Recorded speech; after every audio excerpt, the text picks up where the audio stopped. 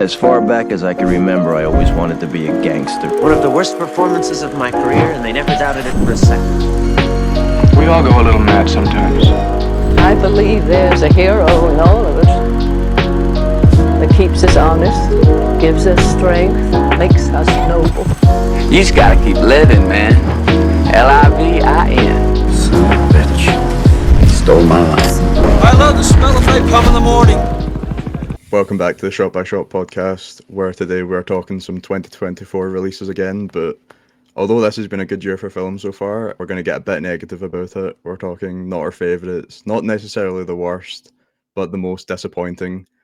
So not necessarily bad films, ones that didn't live up to expectations, which we've had a pretty good year so far, but there's also been a lot of lows this year, so there's a few to go over. But first, you might notice that we've lost our American representation in the podcast. Alex has had to step back because he's starting production soon on his first feature film, which we're really excited to see. So we've made a transfer, and Daniel will be joining the podcast. Hi, Daniel. Hello, everyone. Why don't you introduce yourself, kind of with your top 4 favourites to kind of get a sense of your taste? Oh god, you put me on the spot. Well, first of all, we've got big boots to fill. I've been to film school, so I pretend I know what I'm talking about a little bit. You're objectively better than that. Alex has gone on to do some. Yeah, it's well known that I have objective taste, so you have to deal with that, especially when it comes to action films. Yeah, so my top 4. I also like anime. Ryan doesn't like it, but I want this to be an anime show. I've not seen it. I don't like it. Oscar. It's not that I don't like it, actually. Oscar will love. Yeah, Evangelion, which you can't see in the back. I have a vinyl of. That's in my top 4. God. I said films, not TV. If you missed that. Well, you like Twin Peaks. So. What else? Let's see.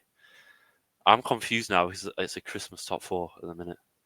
So you know what? Because it's December, we'll do that instead. You can do any of your favourites. It doesn't have to be your top 4. Well, Gremlins probably would have an argument for making my top 4. To be fair, love Joe Dante. Black Christmas is a slasher set in Christmas, which is pretty unique and it's a banger. So good. We've also got Eyes Wide Shut, which is a Christmas film. I think the masses have accepted that it is a Christmas film like Die Hard. And finally Tokyo Godfathers, because I can't have a top 4 without anime. So there you go. Great film. I'm sure it is. I'll maybe watch it this month. I'll give anime a chance. It is really, really good. Welcome, Daniel, to the podcast, but we're going to jump into our biggest disappointments now, starting with the least disappointing, I guess, and then going to the least most disappointing of the disappointments. Yeah. So, Oscar, do you want to start us off? And I guess spoiler warning for every film we talk about, unless one of us hasn't seen it, we're just going to... Spoilers are open. Yeah, my least disappointing of my disappointments, I've gone for Gladiator II. I thought this was fine. I don't know. Ridley's a weird one because he's a director that I will always get hyped for his films, but something just knows down inside that like there's going to be some dodgy scripting and I think this is just what happened. I was really, really excited for this. I didn't hate it. I thought it was fine, and maybe my excitement started to wane when I rewatched the first one for the first time in a while, and I thought that was fine. Yeah, for me overall, I just thought it was too much like the original for like the first 2/3 of the film.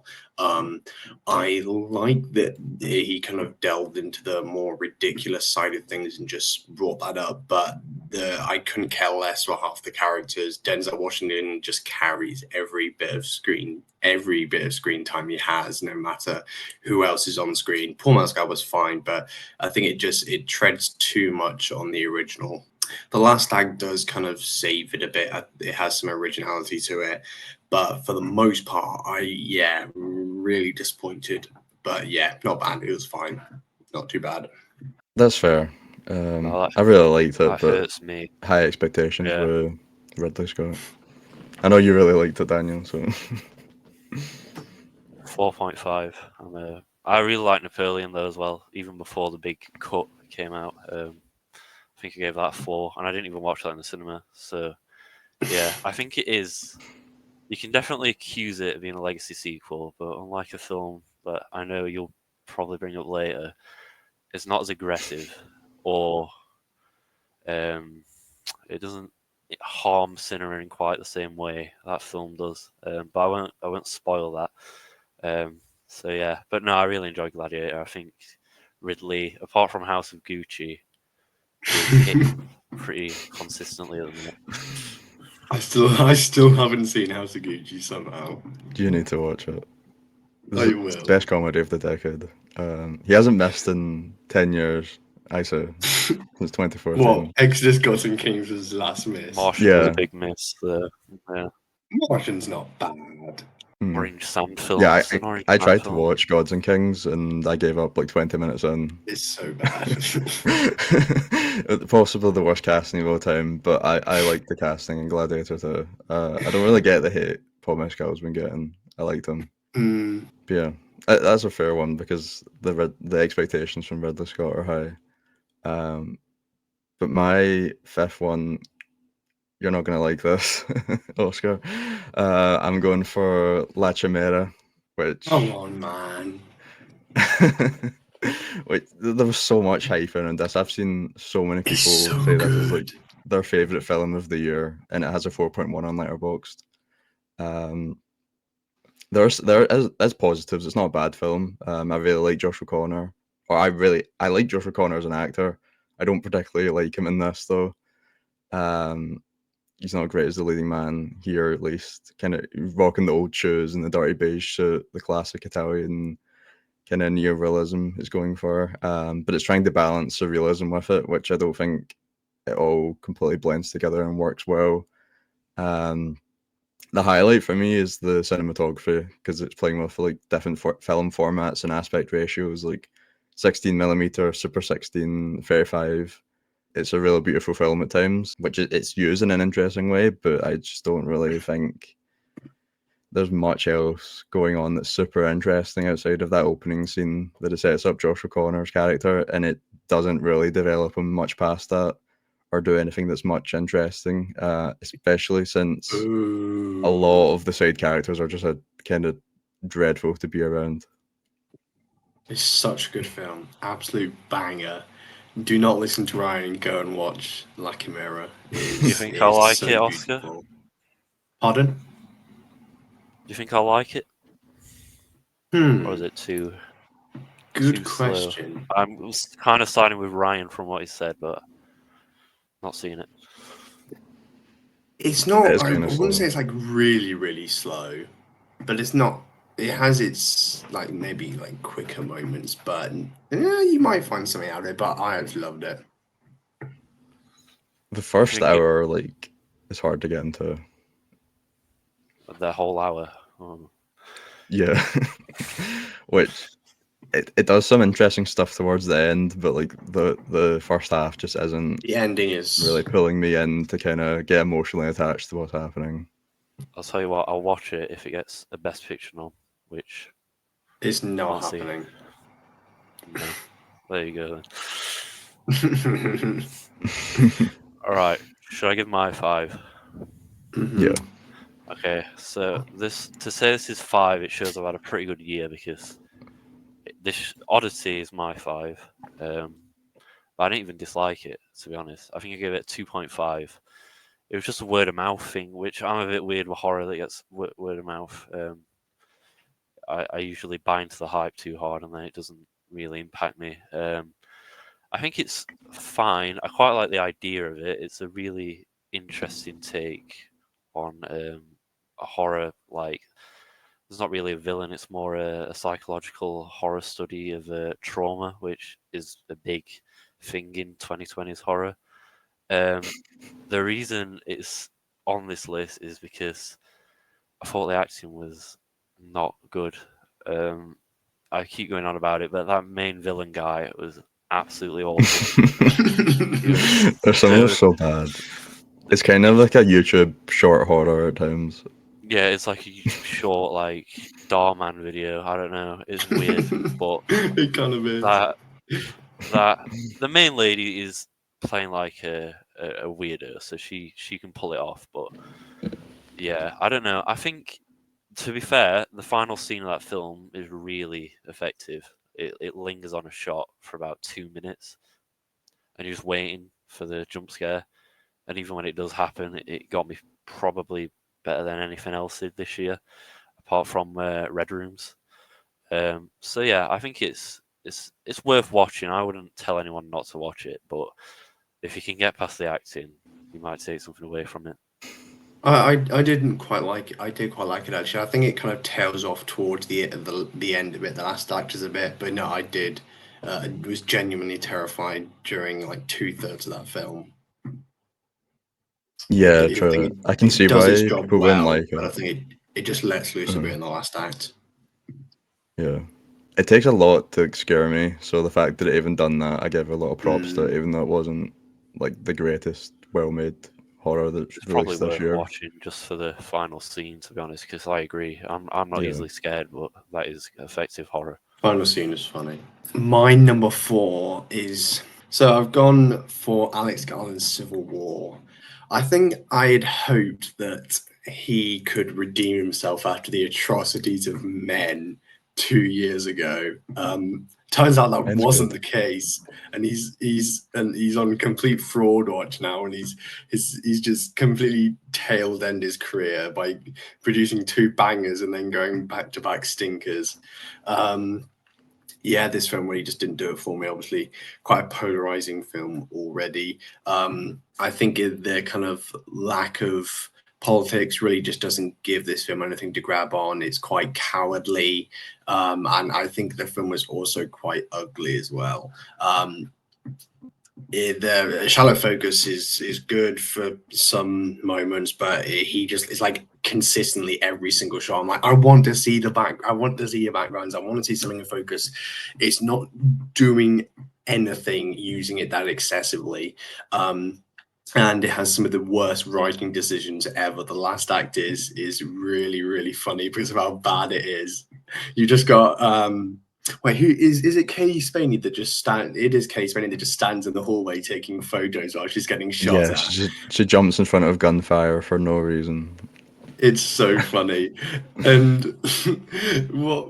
the president hiding in the office as well. So stupid.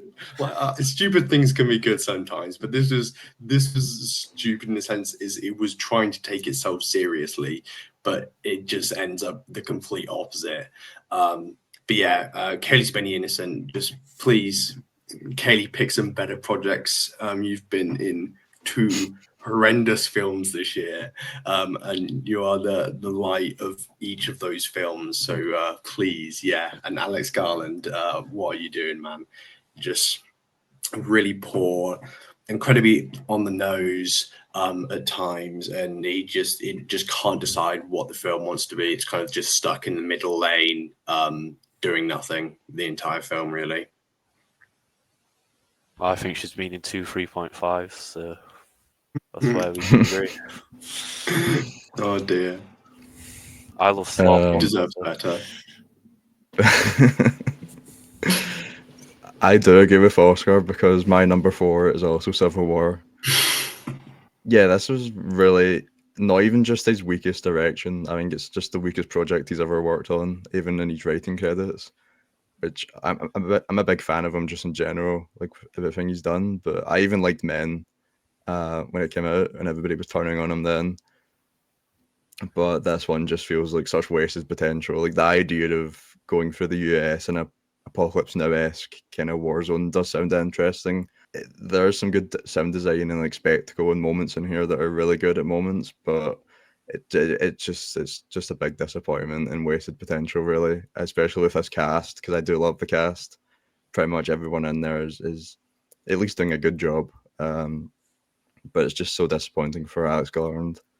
And I don't think it's anything special visually either. Like Oscar was saying, like it's quite ironic for a film that's about iconic photography to be like his least visually impressive film. They Yeah, also it's just used there's like nothing AI like marketing. Sorry, it also used AI marketing, which True. uh, Stinks. yeah.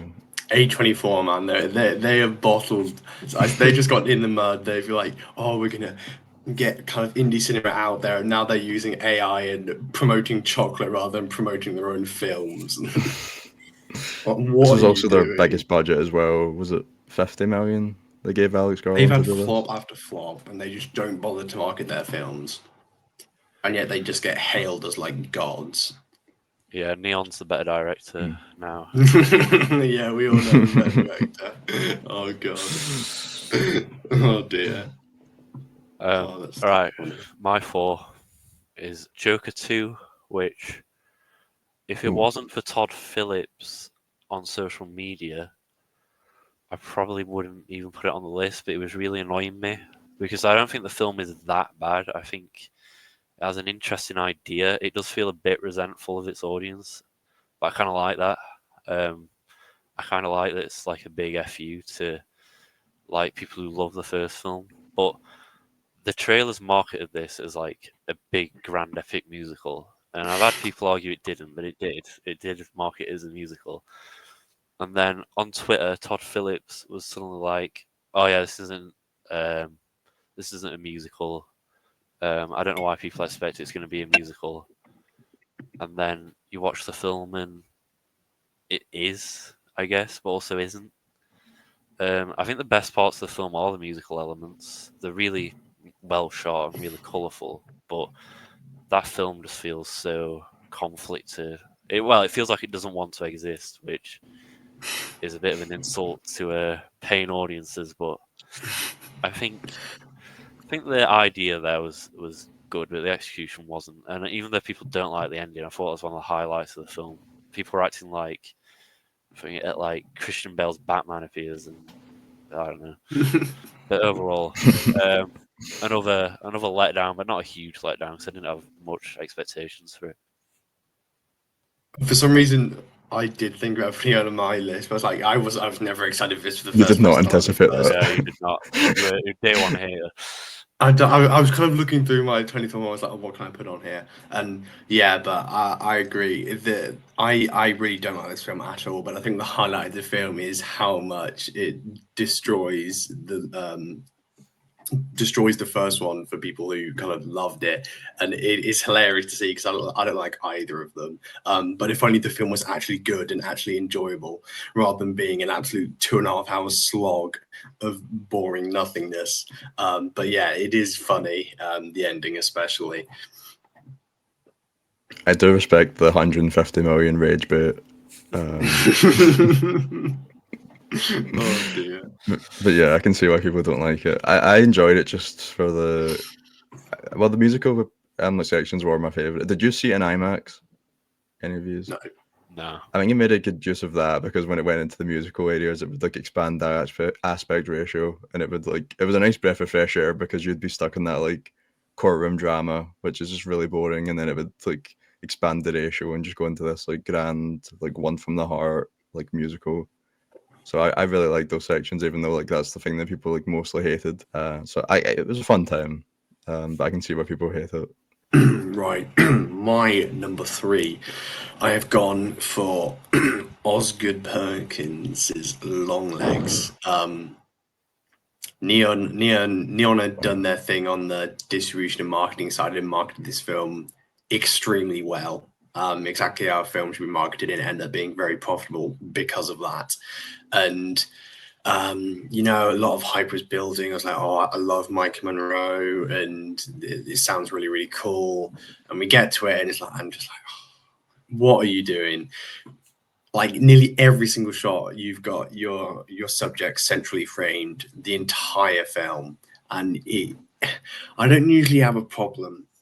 But when you're doing nothing with the negative space around your actors, and there's no reason for your subject to be centrally framed the entire time, I'm going to get annoyed, and it gets so tired and so old so quickly. Michael Monroe kind of carries this a bit, and I think Nicolas Cage was good, but it just comes off as a bit of a pure copy for me for the most part. And I really hope he redeems himself with the monkey in a few months, because I am looking forward to that. But yeah, I thought this was fine. It just missed the mark for me direction wise, and maybe with a good director we would have had something. But yeah, the direction was just really woeful and just kind of ruined any chances of me loving the film. I think this could be twice as long, this podcast. It's just me defending all of Oscar's picks. So, again, I thought it was a really good film, but that's fair enough. I don't know. There's some shots in this are really effective, especially the opening shot. But I will say it does jump the shark a little bit. That's the one thing I didn't like. The whole doll, I don't think it was needed at all. But from a cinematography standpoint, I had no issues with the film. I thought it was nice. But yeah, Oscar's just picking my like top 20 like in my all-time list at the minute. No, I think that's the thing though, is like there is a couple good shots, but he's going for like a luck of the draw, just broken record. There's like 1 in 100 good shots in that film. The best shot is the shot of the mother when she's like in front of that tree with like her hands up, with like covered in blood. Yeah, that's the best shot of the film.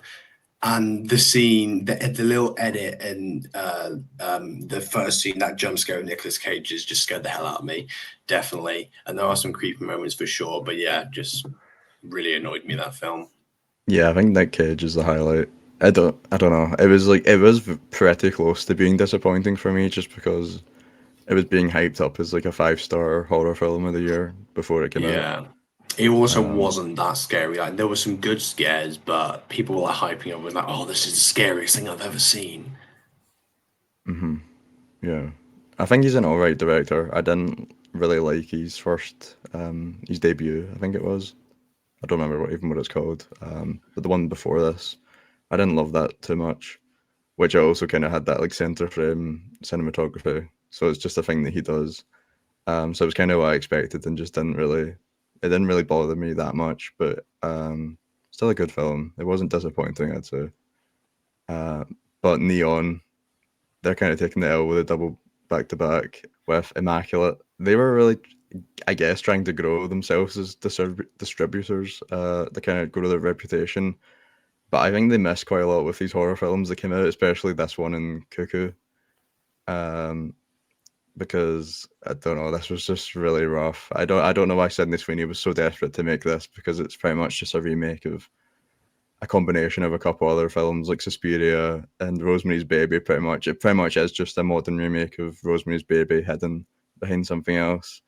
And we've been getting too many religious horrors recently, like The Nun 2 and The First Omen, which came out a couple months after this. Which is just, I don't know. I don't want to see a religious horror anymore. I'm really sick of the kind of setting, especially these kind of ones where it's like a new person going into like to be a nun or something. It's just, I'm really sick of it. I don't want to see any more of First it. Omen is innocent. That film is fantastic. Well, we'll see. Oh yeah, no, First Omen's really good. That's different from this, but yeah. I liked Sydney Sweeney, and she produced this, which is impressive. Well, she went out and hired a director. I think it was 10 years ago she auditioned for it for a different director, and like it just never ended up getting made.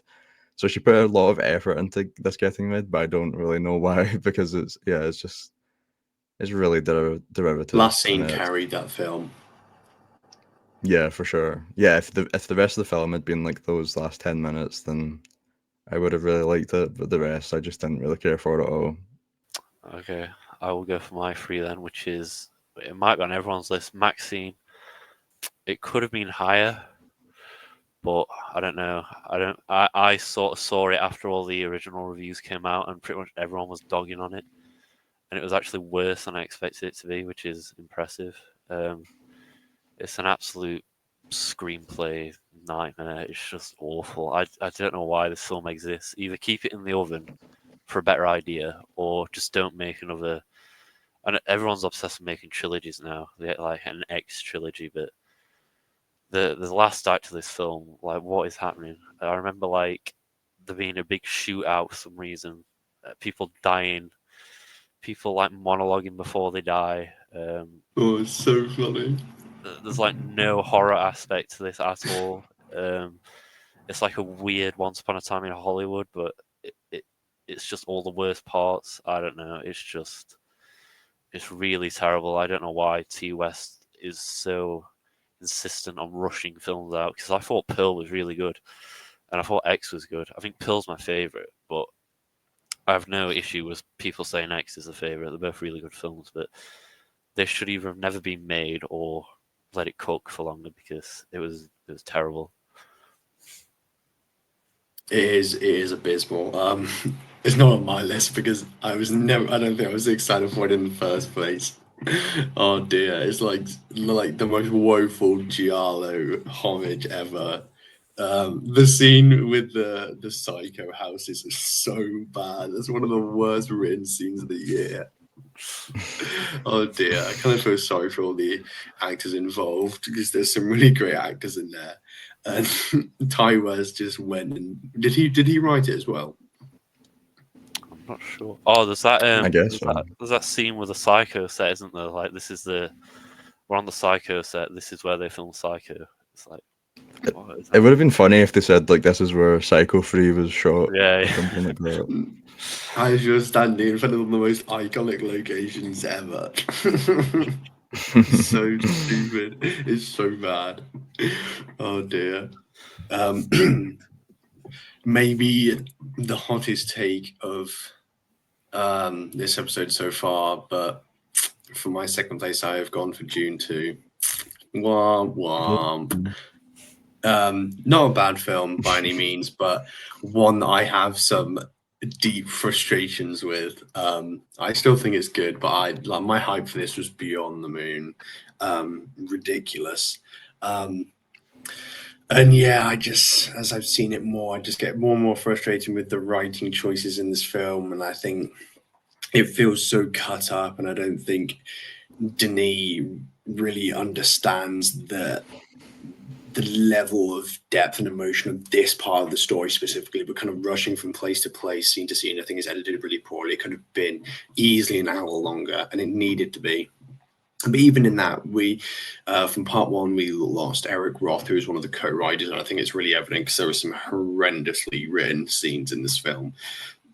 And every time I watch it, I just get a little more frustrated with it. There's obviously some incredible things about it, but the other side of me just was quite let down with how much I adored part one, and this was just didn't match the level of mystique and otherworldliness that I thought part one had. And yeah, just a real letdown on an adaptation side as well.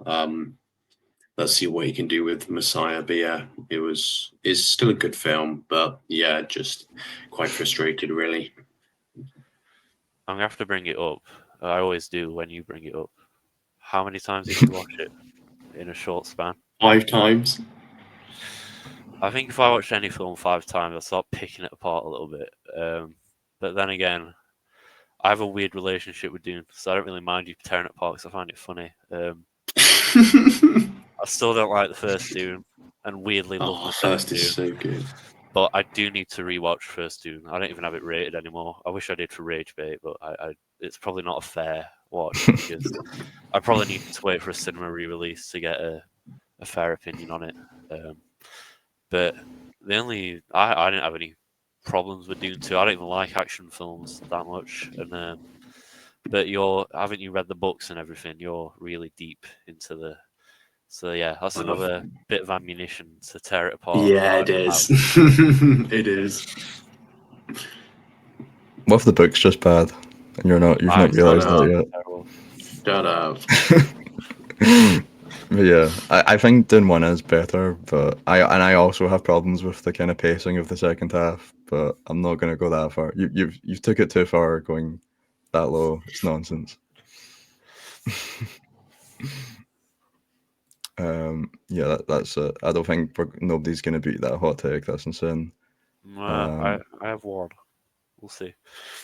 Oh, really? Okay. Yeah. My number 2 is Emilia Perez, which You were I excited for wouldn't say I that. was like. Well, yeah, it's. I mean, I wouldn't say I was excited in the terms of it being like such a big fan of Oddity, but like it was gonna get best, or it is gonna get best picture. At least, I think it will. So there was a lot of hype, or not hype, but expectations with that because you think there's gonna be some quality behind it. But nah, it's just like one of the most baffling films of the year, really. It will be, if it gets nominated, one of the worst films they've ever nominated, and that's really saying something. If you know the nominations that the Academy have done in the past, it's easily the worst of the decade if it gets nominated. Even worse than Wicked when it does. It's just it takes a concept that's like really silly, but also kind of complex as a concept. Like Zoe, you haven't seen this, Daniel. It's like a Zoe Saldana playing a lawyer who's hired to like kind of by a cartel leader to help them transition, and it's so bad how it's combined with like these really stupid musical numbers where they're just saying words in a sort of musical way where they're not really actually singing good songs. It's kind of what they were saying Joker was going to be. It was just words they were saying instead of actual songs. But yeah, it's such an It's so incoherent bad. mess, and it doesn't even look good. I don't It, understand. it is kind of ugly. Yeah, kind of.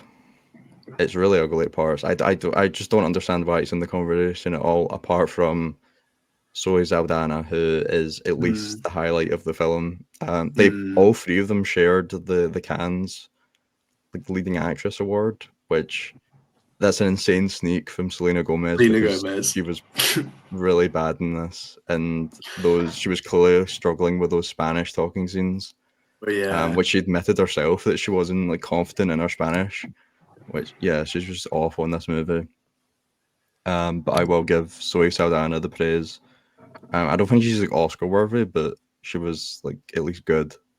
But yeah, just a slog of a film that there's that clip on Twitter where people are like making fun of it, but it never really reaches that kind of like funny bad levels again. It's just yeah. terrible songs, terrible choreography. It's yeah, just a mess overall. It's such an Oscar pick because it's the type of film that they think they're going to look really good nominating, but in Yeah. actual fact, it's the most regressive piece of rubbish you've ever seen, which is exactly like Crash in Whenever Was That. And yeah, it does. It has nothing new to say. It just does the opposite. It becomes offensive, and it is just really, really terrible. And yeah, there's going to be some stinking Best Picture nominations this year. It's one of the worst of the year. It's It not even that is. it's disappointing. It's just, or not just disappointing. It's genuinely just awful. I saw a screenshot of I think Ehrlich on Twitter said what he thinks the list is going to be. It looks like a threat. It looks like, because there's so many films I haven't seen that I will have to watch because I always watch the Best Picture noms. Emilia Perez, I'm really regretting not watching Wicked in the cinema because I'm sure it'll be out forever, to be fair, so I probably should. But having to watch that at home, I'm just thanking God that Marvel films don't get nominated so I can skip Deadpool. But that's how bad the current lineup is. In a just world, Honora wins, but it'll probably be Emilia Perez, and I'll probably have to watch it. So my number 2 is Rebel Ridge, which I'll admit I wasn't that excited about, but watching the film, I think some of us watched it together. My hype was building because the opening is like a pacifist. It's like a pacifist Rambo. I don't know. It's cool, and all those scenes where he's scrapping with the police in car parks like half an hour are really good. But then there's like a middle section where there's like a not a love interest, but there's this girl, and then they go like underground. I remember, and it's really boring. I didn't really know why anything was happening, and then it flashes you again with like a bit of brilliance where he's disarming people handcuffed, and that's why it annoyed me. It's a really constantly made. I think it was straight to streaming as well, so it was constantly made streaming film that should have just gone all in on the Rambo inspiration and not the walking around doing like politics thing. I don't know what you guys thought, but I just thought what was there could have been a lot better than what it was. I have not seen it somehow. Ah, okay. It must Oh, be have you Brian not? that watched it with me. Yeah, I didn't like it at all, really. The only reason it's not on my list is because I just didn't have any expectations going into a Netflix movie. That's fair. It was just word of mouth for me again. On Yeah, Letterboxd. yeah, it's pretty high on Letterboxd. I think it's like a 3.6, so Yeah. it's fair to be here. It's pretty highly rated.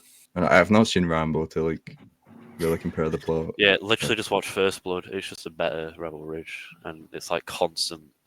It's all the best parts of Rebel Ridge constantly. So just watch that. There's no need to watch it. Though I will say, I can't remember his name, but the guy in it, the main guy, is very good. I don't know if you guys- Mid-sized sedan. Mid-sized sedan, that's it. Mid-sized sedan. Very good. And I think he will be cast in some big productions soon. Hasn't he been cast in the DCU? There you go then. Yeah, he has. And Slop. Yeah. Yeah. I'm hoping the DCU won't be slot, but Hopefully not. Superman will be the first like litmus test for that. Speaking of slot, my number one is Alien Romulus. Oh, dearie me. I said this earlier in the year. I genuinely don't think I've ever been so disappointed in a film in my life. I was really excited for this. Alien is one of my favorite franchises ever. I love sci-fi, love sci-fi, love horror. Absolutely love the original, and I think Ridley's kind of prequel duology at the moment was incredible. So off the back of that, I was kind of hoping that maybe Fede could pick up the range and do something. And we got the biggest pile of rubbish ever. It is like nearly grade A slop, just masked with a film that doesn't look as slightly as bad as some other pieces of rubbish this year. It is one of the first and only Alien film to not try anything original, and is just a poorly executed greatest hits film of callbacks, references, and ideas that are just stolen from every other film in the franchise. It just decides to ruin other aspects of the franchises as well that I love so dearly. And then, of course, the absolutely horrendous CGI necromancy of Ian Holm, which is awful. And this film is just a whole lot of nothing. Really, really horrendous film, and that is my number one disappointment of the year. God, that film was absolutely tragic. I think it's like, I think it's a bit of a blight on the franchise. Even though I enjoyed it, having AI, and the worst way to use AI is to like resurrect dead people. It's so bad. I mean, I enjoyed most of the film, but every time he appeared on screen, I was like cringing. It was because it has some. Yeah, it's not even like, just one moment that you could ignore. He's like the main antagonist in the film. The main antagonist. He like calls them up randomly, and you have to see his face again. It looks so bad. I mean, the film has some good original ideas. I really like what they do with the facehuggers. I think they're the biggest threat in like all the films. And there's that sequence at the beginning, underwater. That's cool. And the weird basketball guy at the end. Yeah, that's odd. That's like sort of just tacked on at the end. That's cool, but yeah, it's just going to be overshadowed by having a CGI AI corpse, which I think a lot of films unfortunately are going to replicate. So it's not a good standard to be setting for a especially creative franchise like Alien. Even the last act, I think, just takes a lot from Resurrection, and Prometheus or Covenant, and Prometheus as well. But yeah, they just, and I agree with what you said, Daniel. It just does feel like a little like just tape on at the end. It's kind of like a standout, like a weird standout segment of the film. Just doesn't really fit together. But yeah, really poor film. Ryan, what is your number one? We're gonna like double pile on Alien Romulus because it's also my most disappointing. Even though it's actually my favorite film in this list, it's just the fact that I had such high expectations for it is why it's my most disappointing. Because I've really liked a lot of Fede Alvarez's work, especially I mean he's kind of helped guide back Evil Dead with probably one of the best modern horror remakes. And leading up to this, he was doing interviews raving about how he was going back, or he's going back to the basic approach of Alien, going back to like all the practical elements and mix of close encounter slashers from the original, while still kind of combining those like action set pieces from the later sequels. But what he failed to mention again was just talking about how much those influences were going to come in, just basically taking large chunks of the film and rehashing them, like you were saying. There's just it's so disappointing that like second half, especially other than the Ian Holm in the first half, ruining the legacy, almost legacy of the first one, bringing back the Xenomorph to run rampant on that place is unforgivable. The callback to Sigourney Weaver's classic line is it's definitely the worst moment in the film, because they even tease it. They like almost like fake out of doing it, but they still finish the line. And there's even examples in this franchise or universe of like them doing it well, because in Prey they done the Arnie line from like, if it bleeds we can kill it, but it kind of makes sense within the context of the film when they do that, whereas in this one it's literally just straight fan service that makes no sense for him to say it.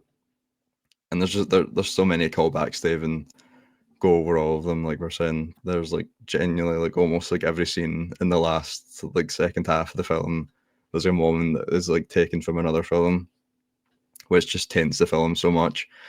And it's so bad. The Ian Holm stuff, it's like a franchise that's like so practical, and all the claims that he was making going back to that, to then throw that in your face, just like completely taints the whole experience. And although there are some like moments in here that look incredible, in general, it just doesn't generally manage to grasp the grittiness of the classic Alien films. Like it doesn't feel like a film where Alvarez kind of had fully control of it. It does feel like a studio film, both in its kind of like lighting and cinematography, but also like the gore that just kind of feels held back in moments compared to his Evil Dead movie.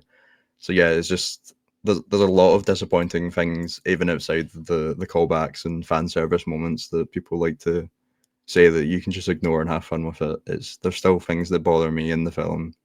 So yeah, just it's just so disappointing, because I thought it was going to be like probably the best horror film of the year. It's weird that Ryan, did you see the leaks? Because the Ian Holm stuff was leaked like months before the film came out. I like knew it. I think I seen like something about them like bringing someone back. But I had seen the leaks like months before. I was like, oh, there's no way this is real. It's like the way he's talking about the film. I was like, there's no way he'd do this, and the leaks were actually real. Oh god. Yeah, just tragic. Speaking of tragic, my number one is First Omen. I knew it. Oh my god. To me, this is just immaculate. Everything Ryan said about Immaculate, it's immaculate with a really nice paint job. I do not think it is that good of a film narratively. I think it's just another. I hate nunnery horror in big 2024 is not. It's too much of it. I thought it was so predictable. They did an MCU moment at the end, which that was funny. I'm giving that. That was funny. I really didn't think. I was like, okay, they're not going to do it. And then last line of the film, they had to go and like drop it another half star because they did an MCU. I mean, it made me laugh, but it was so bad. I don't know. The scares didn't do it for me, and I am quite harsh on horror, but.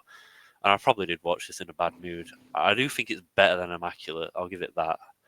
But people who separate them like that in a list, I don't really agree with, to be honest. So much better than Immaculate. I think they're pretty. I mean, to be fair, if you do like that sort of horror, then it's not going to be an issue for you. But for me, I'm really tired of it. I think we need more varied horror. I agree about non-horror, but I think this is just lovely, fresh. Especially from the direction and the visual side of things was beautiful, really, really beautiful. I'll give you that. There is a scene, I think, where doesn't a nun hang herself and set herself on fire or something? That is cool. That looked cool. And I'll give it that. that's kind of a callback to the First Omen, though. Oh, I'm not giving it. You can use that to go.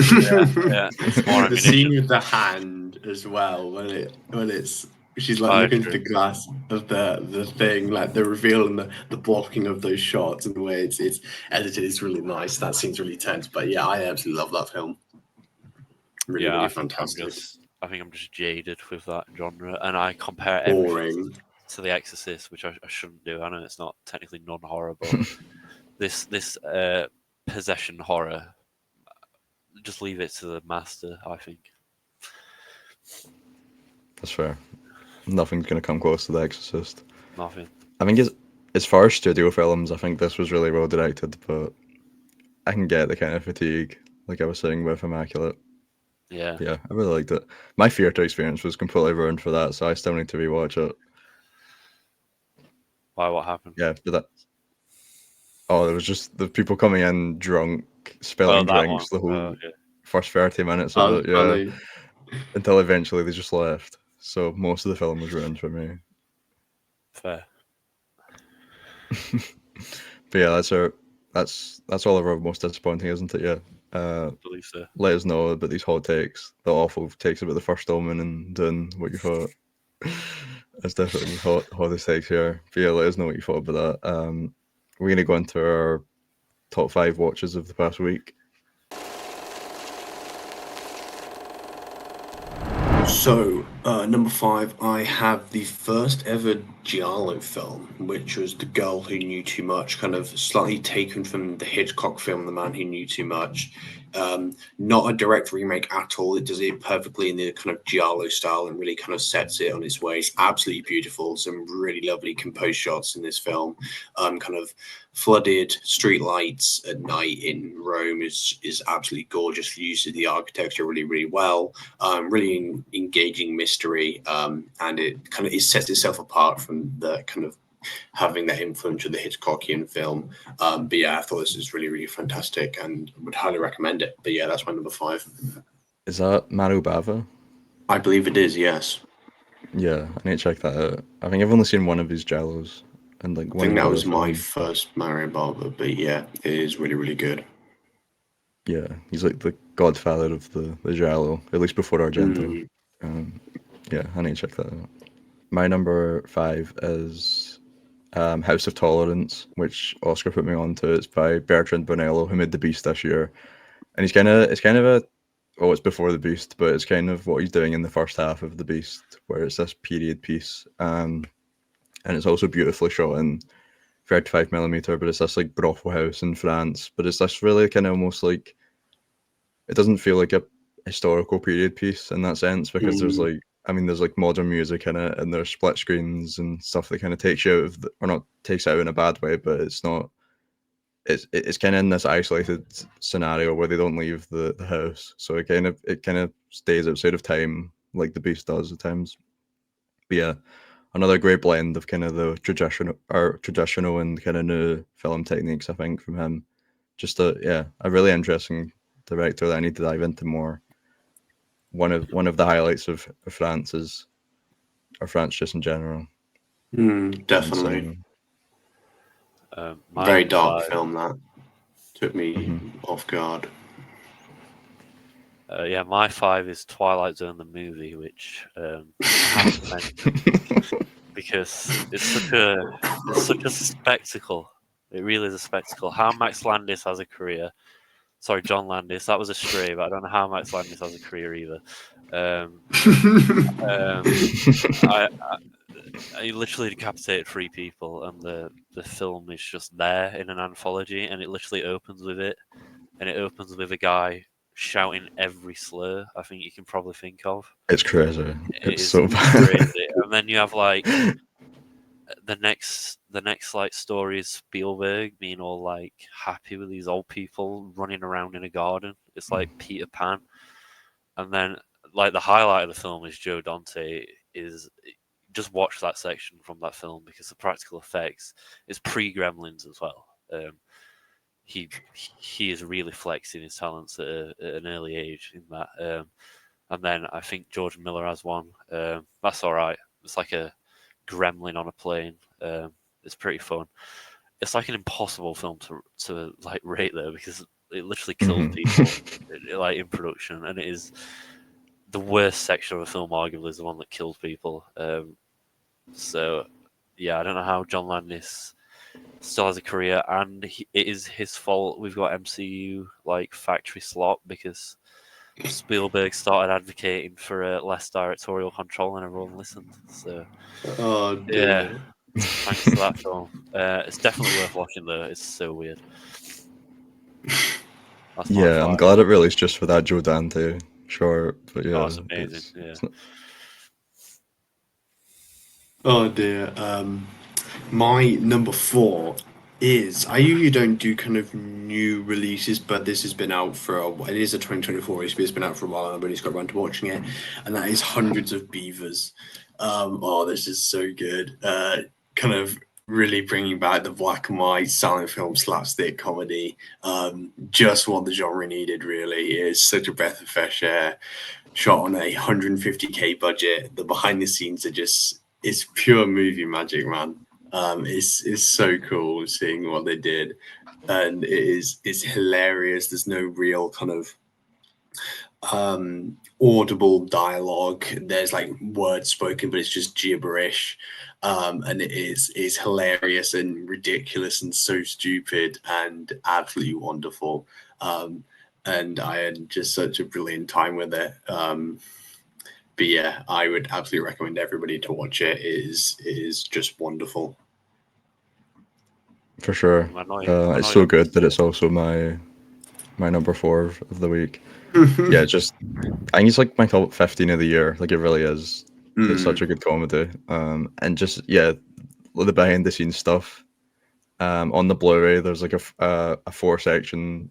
It splits the screen into 4 sections, and you can see like each stage of the progress to like make it, and it's so crazy how low budget it is, but it looks with the black and white kind of hides the kind of like jankiness of it, but it looks really good for how low budget it is. Yeah, just probably the most I've laughed all year with a film. It's so funny. Have we missed the? Is that getting theatrical, or is that already hit the cinema? Oh, it's already been and gone. So Been and gone. That's annoying. Okay, I'll definitely watch it though, because all that praise and you two are praising it. It's probably it is splendid. I'll try and watch it with a group. That seems like the best way to watch that. My 4 is Temple of Doom. First watch, going through the Indiana Jones films. I did upset some people because I didn't like Last Crusade that much. That's just Best me. one. That's just me being like an action hater. I mean, Temple of Doom has action, but the weird like witch doctor stuff, I thought it was cool. I don't have a lot to say about Indiana Jones other than I need to be convinced to watch the newer ones. Though the nuke fridge does look cool, so maybe you can leave out Dial of Destiny. Don't bother. I think I'll leave out Dial of Destiny. But yeah, Mangold is a fraud. That film was pure sloth. That was awful. He is on fraud watch after that. It was so bad. He is, and a complete unknown looks like he's going to still be on fraud watch. Well, I've heard good things about it actually. I have not heard good things. Well, Schrader said he loved it and he knew Bob Dylan. So Schrader is a crazy man. Unless he was drunk when he watched it, then he probably was. That guy is crazy. But anyway, my number 3 is Lars von Trier's Europa. I got his kind of big collection thing, and I've just been making my way through some of the ones that I haven't seen, some of his early works. But this is definitely one of his most undervalued projects. Might be his most undervalued project. It's kind of steers clear from typical kind of World War II centered dramas, even though this is kind of post-war, but it's about an American who gets a job working on a train in US occupied Frankfurt, I think it is at the time. And it's so good that Spielberg decided to copy him 2 years later with Schindler's List. But this is just so fantastic. We kind of have this narrator going on in the background, this really kind of narcissistic voice of just certain doom that is kind of plaguing our character. It's so beautifully shot, kind of black and white with splices of color, particularly red, and there's some unbelievable rear projector shots in this, and I just found it so captivating and so beautiful. And there's such an emotional kind of separation between the use of black and white and color in this film, and I think it gives you more to think about than Spielberg's use of it in Schindler's List, and I found it way more kind of ambiguous and more effective in a way than Spielberg's use of it. But I just thought the symbolic payoff was absolutely fantastic, and it's a film I'd absolutely recommend everyone watches, because there's some of the rear projector shots in this film are so cool. But really, really great film. That sounds like absolute peak. I'm gonna watch It is. I love Von Trier and the concept. Von Trier is probably like top 5 directors for me. He's so good. Oh, I need to call out the nonsense that I was hearing after you watched that about Von Trier better than Spielberg. He is better than Spielberg. I'm with Oscar. Insane. He is better than Spielberg. Melancholy wipes Spielberg's filmography. Spielberg has no Spielberg's not a freak like Von Trier is. He needs that. You need that True. edge to you as a director. Von Trier has said some horrendous things. Clip farmer, he just clip farms. Oh dear. But his films are so fascinating and so challenging, and I just find so much enjoyment out of watching his weird mind at work. But really, really fantastic film. Would recommend. Tempo of Doom's pretty freaky. I wouldn't call it like Von Trier freaky. It's, back in the day, Spielberg had some racist burns in his body. So like they're eating snakes inside of snakes and stuff. And the Amazon fact checker was working overtime. He's lost that edge though. Yeah, that was during our divorce, so he was in a bad place. Yeah. My number 3 is The Tales of Hoffman by Powell and Pressburger, which is during their big great run of Technicolor films. I seen some stills of this on Twitter, like when people were talking about how good musicals used to look like compared to Wicked, which looks awful. Which this did not disappoint. This is just honestly up there as one of their best looking films, which I don't know if I can really compare each of their films because they all look phenomenal in their own right. But this one really kind of blew me away. It's kind of like a silent film, but as a musical, if that makes sense. Like it's kind of the closest a silent film can be to a musical, because it's like opera, but like you can't even really understand what they're saying a lot of the time, so the dialogue doesn't matter. If you muted it, it pretty much would just work as a silent film. Insane images, and I'm gonna try and watch a lot of other films because I want to watch Spielberg's documentary on them as directors. But it's going great so far, like no misses at all from them. Nice. I need to watch. I've only seen A Matter of Life and Death, but that is when that goes technical. No, you've seen what's his Michael Powers film? Yeah. I didn't want to bring that up because I didn't like it. I need to watch that. Yeah, I need to watch more Powell Pressburger.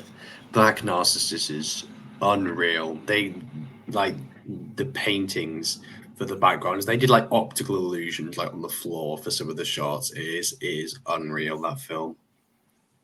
Yeah, that's kind of what they do in this. Although it's a bit more. I don't think you've seen the Red Shoes, but it's kind of like more the theatrical kind of side of that, where it's just ridiculous stuff they do. Nice. I desperately need to watch Red Shoes. All right, my pick for 3 is Birth by Jonathan Glazer. It's just another director that just doesn't miss his Glazer. The shot selection in this is just amazing. It's really an isolated plot. Nicole Kidman Glazer combo just works. I said in my review it's the most justified crash out since B movie because this kid shows up. I won't spoil the film, but this kid shows up and is like, "Yeah, I'm your dead husband," and the boyfriend who she's about to marry. There's a scene where he tries to punch the kid, and his whole family's trying to stop him from attacking this little kid. It's really funny to watch. What a film, man! I mean, it is sad. It's not like a comedy. It's a really weird look at grief.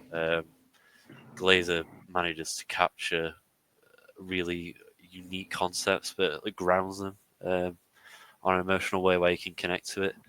I don't want to say too much more because I'll spoil the film. But if you like Glazer, you'll like Birth. I'm like confident that you will like it. Yeah, it's the only one I've not seen.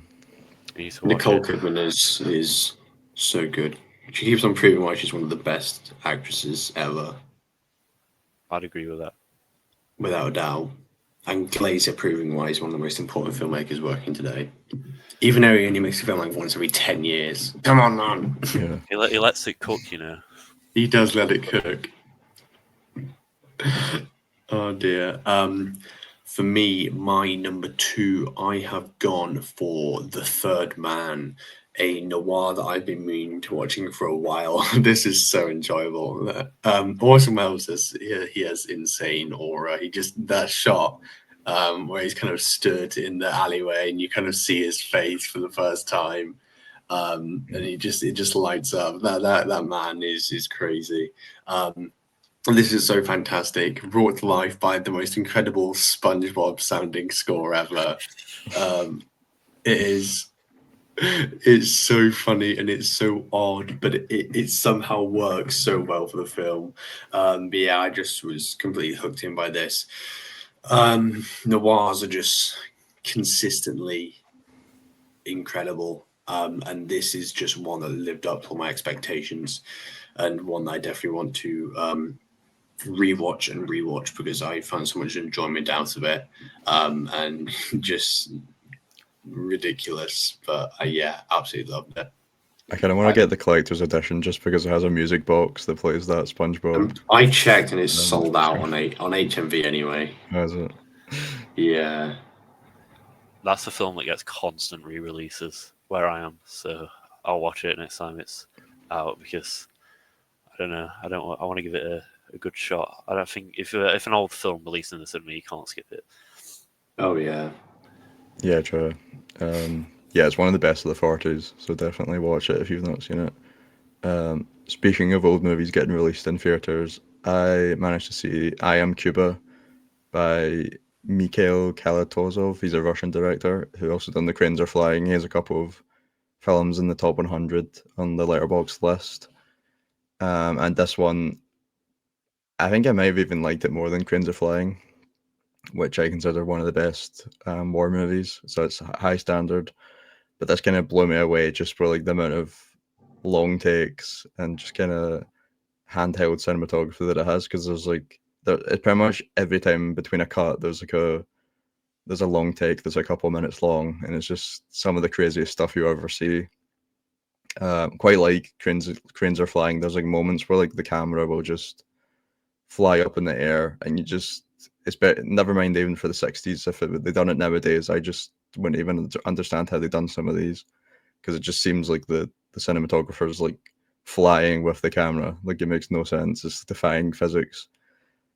And the like history behind this is quite funny because it was lost for I think almost 3 decades, because he was initially hired to make it as like a propaganda piece, but he kind of just made one of the greatest films ever made, really, I think, out of that, not really doing what the Soviets wanted him to make. So it got hidden for, I think, until the 90s. I think the early 90s it got rediscovered. And it's kind of a big film that's inspired a lot of filmmakers. The start of Boogie Nights is pretty much taken from one of the shots in this. So there's a lot of great directors that have taken a lot of inspiration from this. It was a shame that it was hidden for 30 years and we kind of missed out on the influence that it could have had for that long. But yeah, this is one of the best from the 60s. I think you definitely check it out if you haven't seen it. So my number 2 is Memoir of a Snail. It's Adam Elliott. He did Mary and Max. I'm not sure what I think the animated frontrunner for the Oscars is probably Wild Robot, which is like it's fine, but it's like a big Blow, studio. actually, I think might Is be it? as well. That cat one. I like Cat. Is that the? I've not seen that, but I think Flow, Inside Out 2, Wild Robot are probably ahead of it. Wallace and Gromit, way. That wasn't good. Yeah. Is that a feature? The Wallace and Gromit? Yeah, Probably it is. Okay, if that counts, then Look Back should count, which is the one anime film that is released this year. But yeah, Memoir of a Snail. If you've seen Mary and Max, it's the exact same sort of tone as that, but a different story. It's much grander. Mary and Max is told through 2 apartments, whereas Memoir of a Snail recounts someone's entire life. It's a bit similar to Birth, where the concept is so out there and weird. There's like a guy who fetishizes fat people in this, and it's really weird seeing that animated. It's not something you associate with animation.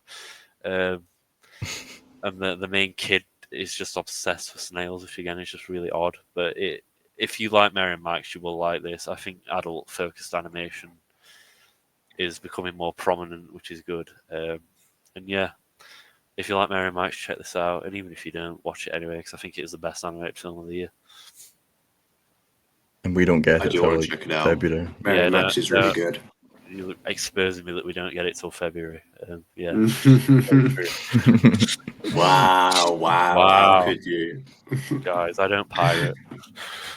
So my number 1, and a film that has already been mentioned, but I have gone for I Am Cuba as well. Right off the back of Ryan watching, I was like, I need to watch this. And yeah, The Cranes Are Flying is a truly unbelievable film, but somehow he just went and topped it.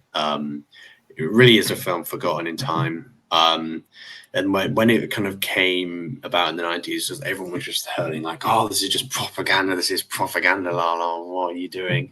Even like the Soviets and the Cubans, when they wanted this made, neither of them liked it. They thought it just focused way too much on like the art side of things. And they just completely disregarded it and just thought it didn't do a good job of portraying what they wanted it to be.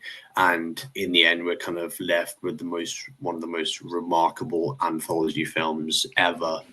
And it completely blew me away. The images are unbelievable.